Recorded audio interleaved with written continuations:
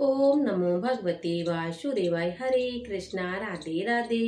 प्रिय भक्तों, आप सभी के अपने YouTube चैनल भक्ति प्रेम रक्षा में बहुत बहुत स्वागत है।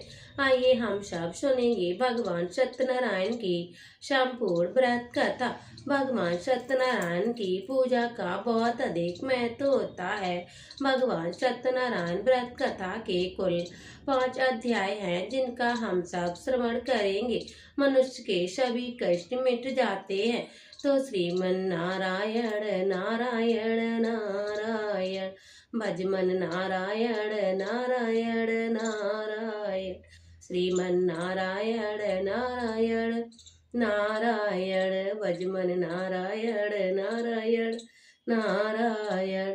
बोलो भगवान सत्यनारायण की जय। श्री सत्यनारायण भगवान व्रत कथा। पहला समय की बात है। नौमिषद तीर्थ में शौनक आदि 88,000 ऋषियों ने श्री सूत जी से पूछा, हे प्रभु, इस कलयुग में वेद विद्या रहित मनुष्यों को प्रभु भक्ति किस प्रकार मिल सकती है तथा उनका उद्धार कैसे होगा। हे मुनि श्रेष्ठ, आप कोई ऐसा तप हमें बतलाइए जिससे थोड़े समय में ही पुण्य प्राप्ति हो सके और मनोवांछित फलों की प्राप्ति भी हो जाए। इस प्रकार की कथा सुनने की हम लोग इच्छा रखते हैं। सभी शास्त्रों के ज्ञाता श्री सूत जी बोले, हे वैष्णव में तुम पूज्य, आप सभी प्राणियों ने हित की बात पूछी है, इसीलिए मैं एक ऐसे श्रेष्ठ गौर व्रत के बारे में आप लोगों को जरूर बतलाऊंगा, जिसके बारे में नारद जी ने श्री लक्ष्मी नारायण भगवान जी से पूछा था और लक्ष्मीपति श्री हरि ने नारद जी से कहा था, आप भी इसे सुनिए। एक समय की बात है, नारद जी दूसरों की हित की इच्छा रखने के लिए अनेकों लोकों में घूमते हुए मृत्यु लोक में जा पहुँचे।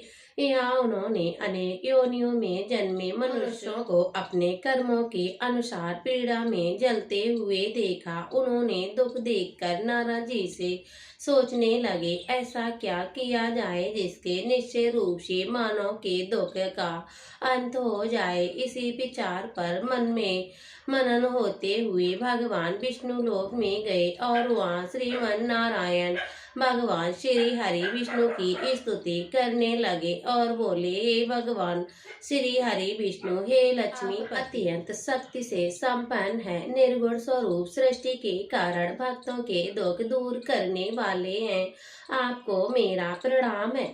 नारद जी की स्तुति सुनकर भगवान श्री हरि विष्णु बोले, हे मुनि श्रेष्ठ, आपके मन में क्या बात है, शोनिक संकोच हमसे कहो। इस पर नारद मुनि बोले, मृत्यु लोक में अनेक योनियों में जन्मे मनुष्य अपने कर्मों के द्वारा अनेकों दुख से दुखी हो रहे हैं।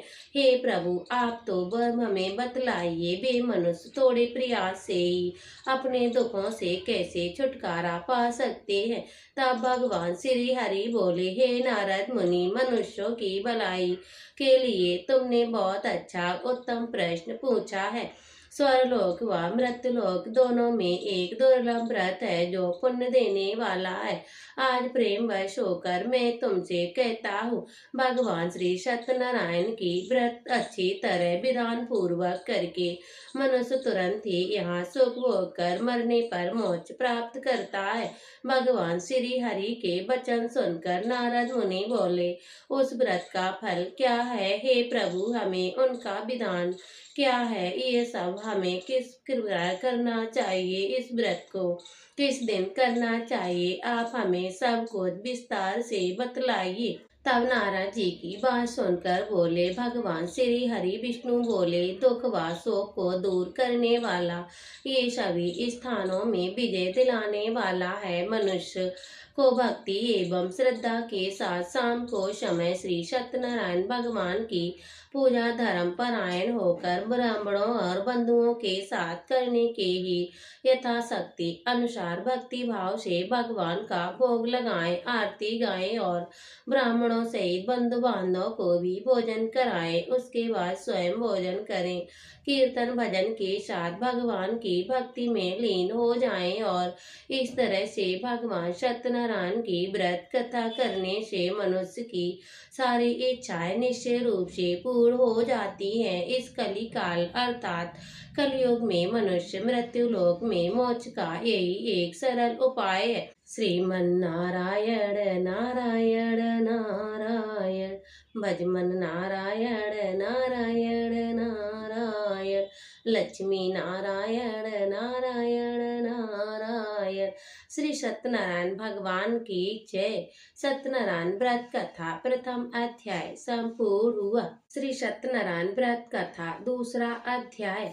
श्री सूत जी बोले, हे मुनियों श्रेष्ठ, जिसने पहले समय ये व्रत किया है उसका इतिहास मैं तुमसे कहता हूँ, तुम ध्यान पूर्वक सुनो। सुंदर काशीपुरी नगरी में एक अत्यंत निर्धन ब्राह्मण रहता था। भूख प्यास से व्याकुल परेशान हुए धरती पर घूमता रहता था। ब्राह्मणों से प्रेम करने वाले भगवान श्री हरि विष्णु ने एक दिन ब्राह्मण के वेश आकर उनके पास आकर पूछा, हे विप्र, नित्य दुखी होकर तुम पृथ्वी पर क्यों घूमते हो? दीन ब्राह्मण बोला, मैं निर्धन ब्राह्मण हूँ, भिक्षा के लिए इधर उधर धरती पर घूमता हूँ। यदि आप कोई उपाय हम बतलाइए तो हमें व्रत रूपी ब्राह्मण भगवान ने कहा, श्री सत्यनारायण भगवान व्रत करने से मनोवांछित फलों की प्राप्ति होती है, इसीलिए तुम उनका पूजन करो।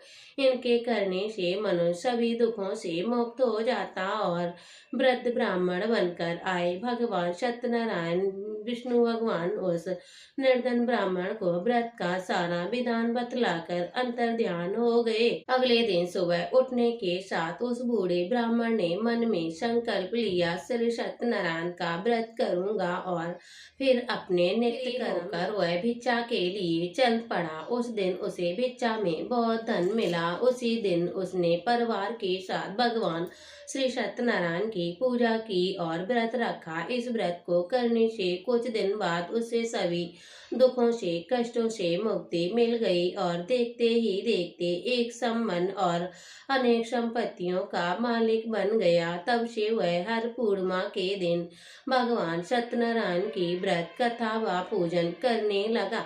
इस प्रकार सत्यनारायण भगवान के इस व्रत को करते हुए श्रेष्ठ ब्राह्मण सभी पापों और गरीबों से मुक्त हो गया और एक दुर्लभ मोक्ष पद को प्राप्त किया। इस तरह से भगवान सत्यनारायण के व्रत को जो मनुष्य करेगा वह सभी पापों से मुक्त होकर मोक्ष को प्राप्त हो जाएगा। जो मनुष्य इस व्रत को करेगा वह सभी दुखों से मुक्त होकर स्वर्गलोक को जाएगा। तब श्री सूत जी बोले, हे इस तरह से नारद जी से भगवान श्री लक्ष्मी नारायण ने कहा, भगवान सत्यनारायण को मैंने तुमसे कहा, हे विप्रो, अब और क्या कहूँ? तब ऋषि मुनि बोले, हे मुनिवर, संसार में उस विप्र को सुनकर किस किसने इस व्रत को किया, हमें सब विस्तार पूर्वक बतलाइए। इनके लिए हमारे मन में क्या श्रद्धा और कौन सा भाव होना चाहिए। तब श्री सूत जी बोले, हे मुनियों, जिसने इस व्रत को किया है वह उसे सुनो। एक समय वही विप्र धन और ऐश्वर्य के अनुसार अपने बंधु बांधव के साथ इस व्रत को करने को तैयार हुआ। उसी समय एक लकड़ी बेचने वाला बूढ़ा आदमी आया और लकड़ियां बाहर रखकर अंदर ब्राह्मण के घर में गया और प्यास से दुखी होकर वह लकड़ारा उनको व्रत करते देख विप्र को नमस्कार करके पूछने लगा कि आप ये सब क्या कर रहे हैं तथा इसके करने से आपको क्या फल मिलेगा, कृपया करके मुझे भी बतलाइए। तब ब्राह्मण ने कहा, सब मनोकामनाओं को पूर्ण करने वाला भगवान श्री सत्यनारायण का व्रत है। इनकी कृपया से मेरे घर में धन धान आदि की वृद्धि हुई है। विप्र ने भगवान सत्यनारायण के व्रत के बारे में जानकर लकड़ारा बहुत प्रसन्न हुआ और चरणामृत लेकर वह प्रसाद खाने के बाद वह अपने घर गया। लकड़ारे ने अपने मन में संकल्प लिया कि आज लकड़ी में जितना धन बचेगा उससे मैं भगवान सत्यनारायण का व्रत करूंगा।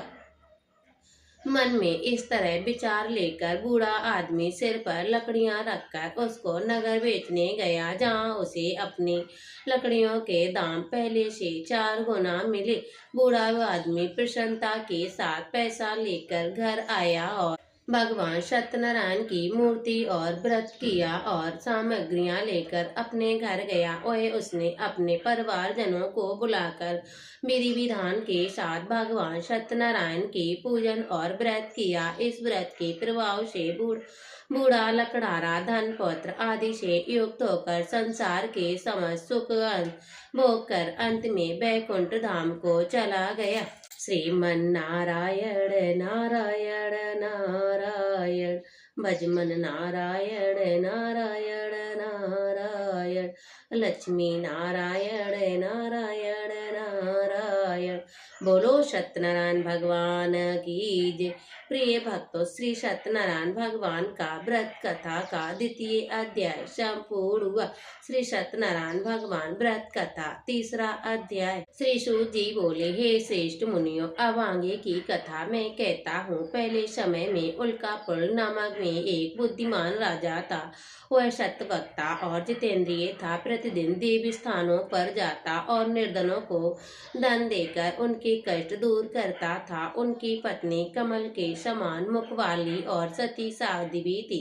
भद्रशिला नदी के तट पर उन दोनों ने भगवान सत्यनारायण का व्रत किया और उसी समय साधु नामक एक वैश्य आया और उसके पास व्यापार करने के लिए बहुत सा धन भी था। राजा को व्रत करते देखकर वह विनय के साथ पूछने लगा, हे राजन, भक्ति भाव से पूर्ण होकर आप ये क्या कर रहे हो?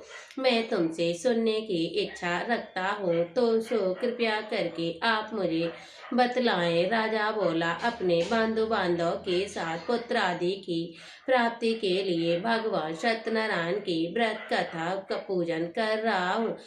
राजा के वचन सुनकर साधु आदर से बोला, हे राजन, मुझे इस व्रत का विधान भी कहिए। मैं भी इस व्रत को करूँगा, क्योंकि मेरे भी कोई संतान नहीं है और इस व्रत को करने से निश्चय रूप से मुझे संतान की प्राप्ति होगी। राजा ने व्रत का सारा विधान सुनकर व्यापार में निवृत्त होकर वह अपने घर गया और साधु ने अपनी पत्नी को संतान देने वाले इस व्रत का वर्णन कह सुनाया और कहा, जब मेरी संतान होगी तब मैं इस व्रत को करूँगा। तभी साधु ने इस तरह के वचन अपनी पत्नी लीलावती से कहे। एक दिन लीलावती पति के साथ आनंदित होकर सांसारिक धर्म में प्रवृत्त होकर सत्यनारायण भगवान की कृपा से गर्भवती हो गई और 9वें महीने में उसने गर्भ से एक सुंदर कन्या को जन्म दिया।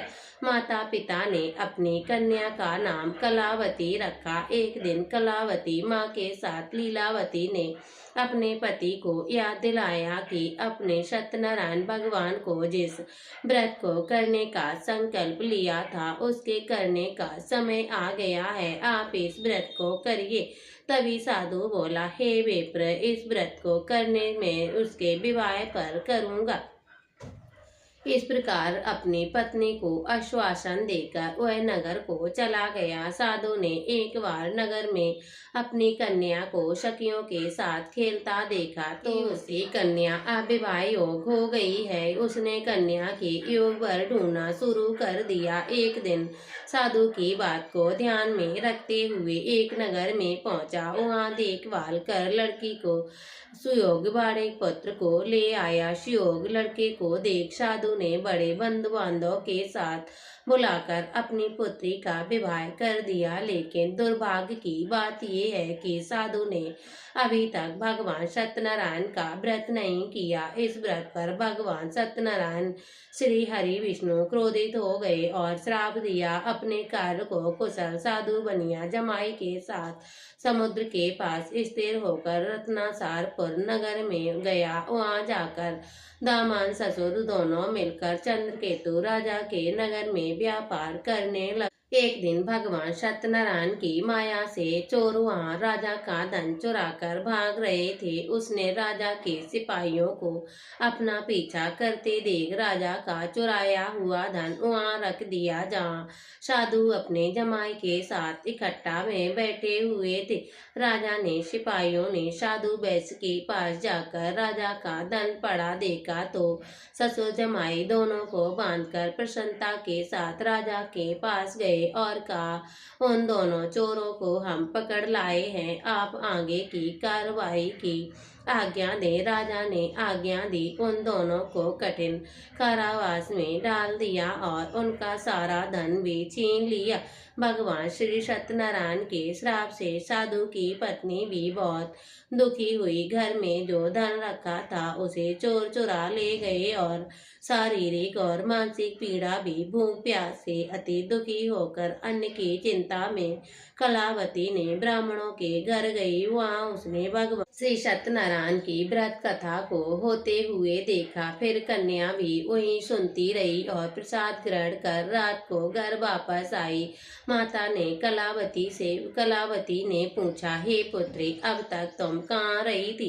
तेरे मन में क्या है? तब कलावती अपनी माता से कहती है, हे माते, मैंने एक ब्राह्मण के घर भगवान सत्यनारायण की व्रत कथा को देखा है। कन्या के वचनों को सुनकर भगवान के पूजन की तैयारी करने लगी। तभी लीलावती ने परिवार व बंधु सहित भगवान सत्यनारायण का पूजन किया और उनसे वर मांगा, मेरे पति तथा जमाई शीघ्र आ जाएं घर ही। साथ ही ये भी प्रार्थना की सब अपराध क्षमा करें। भगवान सत्यनारायण की संतुष्ट हो गए और राजा चंद्रकेतु को स्वप्न में दर्शन देकर कहा, हे राजन, तुम उन दोनों भैंसों को छोड़ दो। तुम उनका धन जो लिया है उन्हें भी वापस कर दो। अगर ऐसा नहीं किया तो मैं तुम्हारे धन व राज संपन्न संतान को नष्ट कर दूंगा। राजा ने सब कहकर अंतर्ध्यान हो गए। प्रातःकाल सभा में राजा ने अपना सपना सुनाया। फिर बोले, दोनों को कैद से मुक्त कर कर सभा में लाओ। दोनों के आते ही राजा को प्रणाम किया। राजा बोला, हे महान भावो, भाग्यवश ऐसे कठिन दुख तुम्हें प्राप्त हुए हैं, लेकिन अब तुम्हें कोई भय नहीं है। ऐसा कहकर राजा ने उन दोनों को नए आभूषण वस्त्र पहनाए और जितना धन उनका लिया था उनसे 2 गुना वापस धन दे दिया। दोनों वैश्य अपने नगर को चल दिए। श्रीमन नारायण नारायण नारायण, भजमन नारायण नारायण नारायण। भगवान श्री सत्यनारायण का द्वितीय अध्याय संपूर्ण हुआ। श्री सत्यनारायण भगवान व्रत कथा चतुर्थ अध्याय। श्री सूत जी बोले, हे वैश्य, मंगलाचार कर अपनी यात्रा प्रारंभ की और अपने नगर की ओर चल दिए। थोड़ी दूर जाते ही एक दंडी भेषधारी भगवान सत्यनारायण जी ने उनसे पूछा, हे साधु, तेरी नाव में क्या है? अभिवाड़ी बड़े खस्ता हुआ बोला, हे दंडी, आप क्यों पूछ रहे हो? क्या धन लेने की इच्छा है? मेरी नाव में तो बेल और पत्ते भरे हुए हैं। वैश्य ने कठोर वचन सुनकर भगवान बोले, तुम्हारा वचन सत्य हो। दंडी के ऐसे वचन को सुनकर वह दूर चले गए। कुछ दूर जाकर समुद्र के किनारे बैठ गए। तभी दंडी के जाने के बाद साधु वैश्य ने नित्य क्रिया के पश्चात नाव को ऊंची उठते देखकर अचंबा माना और नाव में बेल पत्ते आदि देखकर वह मूर्छित होकर जमीन पर गिर पड़ा। वापस होश आने पर वह अत्यंत शोक में डूब गया और उनका दामाद बोला, आप शोक मत करिए, ये दंडी के श्राप से हुआ है, इसीलिए हमें उनकी शरण में जाना चाहिए। हमारी मनोकामना वही पूर्ण करेंगे। दामाद की बात सुनकर दंडी के पास पहुंचे और अत्यंत भक्ति भाव से नमस्कार करके बोले, मैंने आपसे जो असत्य वचन कहे हैं उनके लिए मुझे क्षमा कर दो। ऐसा कहकर रोने लगा। तभी दंडी भगवान बोले, हे वाड़े पुत्र, मेरी आज्ञा से बार बार तुम्हें दुख प्राप्त हो रहा है। अब मेरी पूजा से विमुख हुए हो। तभी साधु बोला, हे भगवान, आपकी माया से ब्रह्मा आदि देवता भी आपके रूप को नहीं जानते, तब मैं अज्ञानी भला कैसे जान सकता हूँ? आप प्रसन्न होइए, अब मैं सामर्थ्य के अनुसार आपकी पूजन करूँगा। मेरी रक्षा करो और हे प्रभु मेरे पहले के समान नौका में धन भर दो। साधु वैश्य के भक्ति पूर्वक वचन सुनकर भगवान प्रसन्न हुए और उनकी इच्छा अनुसार वरदान देकर अंतर्ध्यान हो गए। ससुर जमाई दोनों जब नाव मर आए तो नाव में धन से भरी मिली।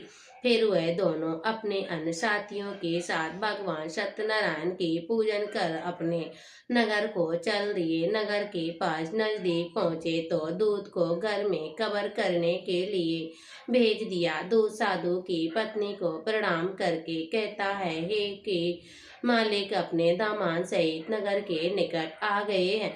दूत की बात सुनकर साधु की पत्नी लीलावती ने बड़े हर्ष के साथ भगवान सत्यनारायण की पूजन कर अपनी पुत्री कलावती से कहा, मैं अपने पति के दर्शन को जाती हूँ, तुम कार्य पूर्ण करके शीघ्र आ जाना। माँ के ऐसे वचन सुनकर कलावती जल्द में प्रसाद छोड़कर अपने पति के साथ चली गई।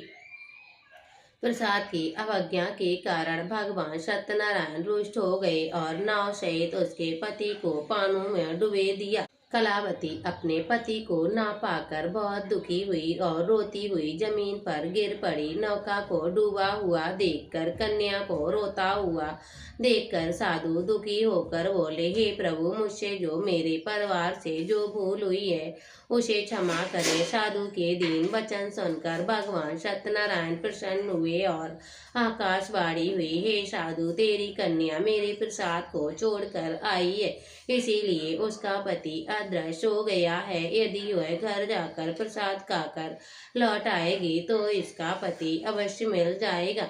ऐसी आकाशवाणी सुनकर कलावती वैसे ही किया और आकाशवाणी के दौरान भगवान ने कहा। फिर प्रसाद ग्रहण करने के बाद जब वो वापस आई और अपने पति के दर्शन करके अत्यंत प्रसन्न हुई, उसके पास साधु अपने बंधु बांधव सहित सत्यनारायण भगवान की विधि विधान से पूजन करता और इस लोक में सुख भोग कर अंत में स्वर्ग को प्राप्त हुआ। श्रीमन नारायण नारायण नारायण भजमन नारायण नारायण नारायण। बोलो सत्यनारायण भगवान की जय। भगवान सत्यनारायण व्रत कथा चतुर्थ अध्याय पूर्ण हुआ। अब हम सब सुनते हैं भगवान सत्यनारायण व्रत कथा 5वां अध्याय।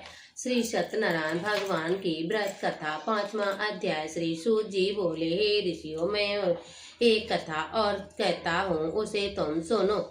भगवान प्रजापालन में लीन तुंगध्वज नाम का एक राजा था। उसने भी भगवान का प्रसाद त्याग कर बहुत ही दुख भोगा और एक बार जंगल में जाकर वन्य पशुओं के साथ मारकर वह पेड़ पर के नीचे आया। वहाँ उसने ग्वालों के भक्ति भाव से अपने बंधु बांधव सहित भगवान सत्यनारायण की पूजन करते देखा। अभिमानवश राजा उन्हें देखकर भी पूजा स्थान में नहीं गया और ना ही भगवान को प्रणाम किया।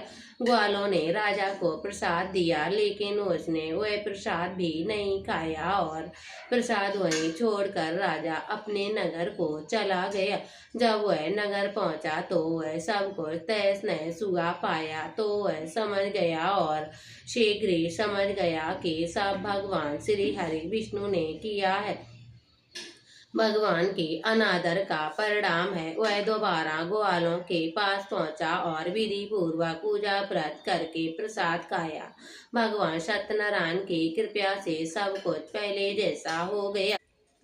दीर्घ काल के सुख भोगने के बाद मरणोपरांत उसे स्वर्ग की प्राप्ति हुई। जो मनुष्य परम दुर्लभ इस व्रत को करेगा वो भगवान श्री सत्यनारायण की अनुकंपा से उसे धन दान की प्राप्ति होगी, निर्धन धनी हो जाएगा, वह मुक्त हो जीवन जीता है और संतानहीन मनुष्य को संतान सुख की प्राप्ति होती है। सारे मनोरथ पूर्ण होते हैं और मानव अंत में भगवान वैकुंठ धाम को जाता है। श्री सूत विष्णु जी बोले, जिन्होंने पहले इस व्रत को किया है अब उसके दूसरे जन्म की कथा भी सुनो। व्रत श्रद्धानंद ब्राह्मण जो सुदामा के जन्म लेकर मोक्ष की प्राप्ति की, लकड़हारे ने अगले जन्म में निषाद बनकर मोक्ष को प्राप्त किया। उल्कापल नामक का राजा दशरथ होकर वैकुंठ को गए। साधु नामक वैश्य ने मोरध्वज बनकर अपने पुत्र को आरी से चीरकर मोक्ष पाया। महाराज तुंगध्वज ने शंभु होकर भगवान में भक्ति युक्त कर्म को मोक्ष पाया और कथा सुनने के बाद सभी ने भगवान श्री हरि को झुककर प्रणाम किया। श्रीमन नारायण नारायण नारायण, भजमन नारायण नारायण नारायण। बोलो भगवान श्री हरि विष्णु की जय। श्री सत्यनारायण भगवान की जय। श्री सत्यनारायण व्रत कथा 5वां अध्याय संपूर्ण हुआ। तो प्रेम से बोलिए भगवान श्री हरि विष्णु की जय। जय लक्ष्मी रमणा श्री जय लक्ष्मी रमणा, सत्यनारायण स्वामी जनपात के हरण।